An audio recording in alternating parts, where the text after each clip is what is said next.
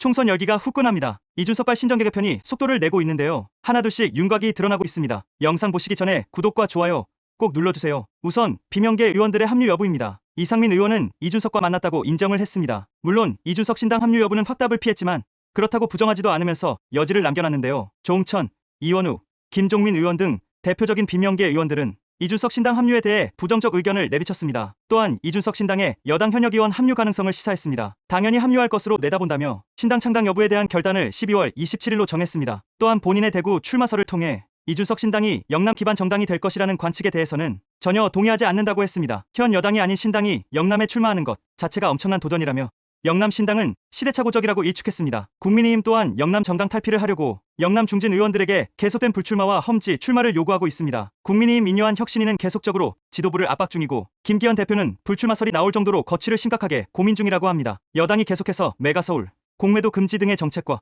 총선에 대해 혁신적인 모습을 보여주면서 민주당이 더 급해졌는데요. 민주당 일각에서는 이재명 대표의 험지 출마 결단이 필요하다는 목소리가 나오고 있습니다. 험지 또는 불출마를 통해 민주당을 살려야 한다는 목소리인데요. 하지만 이재명 대표의 험지 출마 가능성은 매우 낮고 현재 지역구인 인천 계양을에 출마할 것으로 관측됩니다. 하지만 계속된 비명계 의원들의 험지 출마 요구를 언제까지 무시할 수 있을지 미지수입니다. 또한 문재인 정권 당시 청와대 출신 친문 세력들도 출마 채비를 하고 있습니다. 임종석은 종로와 중성동갑 출마를 고심 중이고 노영민, 유은혜 등도 출마를 고심 중이라 합니다. 민주당 내부 친명, 친문계 공천 싸움이 22대 총선 최대 관전 포인트입니다. 이른바 친윤계 의원들과 용산 대통령실 비서관들의 출마도 관전 포인트입니다. 당내에선 친윤계 의원들에게 불출마 또는 험지 출마를 요구 중이지만 대통령실 참모들까지 막을 수는 없는데요. 이미 30여 명이 출마를 준비 중이라고 합니다. 수석급으로는 김은혜, 이진복, 강승규 등이 후보군이고 검찰 출신 윤 대통령 최측근 주진우 비서관과 김영삼 대통령 손자 김인규 행정관도 출마 채비에 나섰다고 합니다. 대통령실 참모들이 총선에 나가 당선이 된다면 국정 운영에 탄력을 줄 수 있지만 자칫하다 당내 친윤,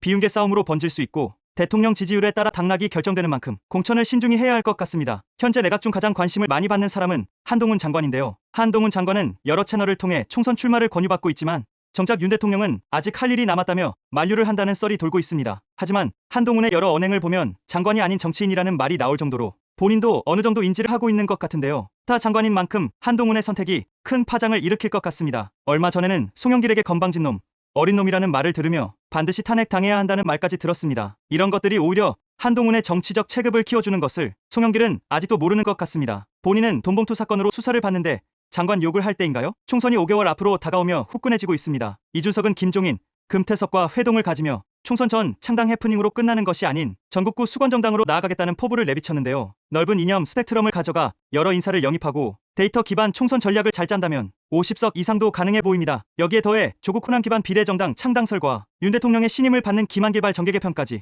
하루하루 엄청난 소식들이 들려오고 있습니다. 여러분들의 총선에 대한 생각을 자유롭게 들려주세요.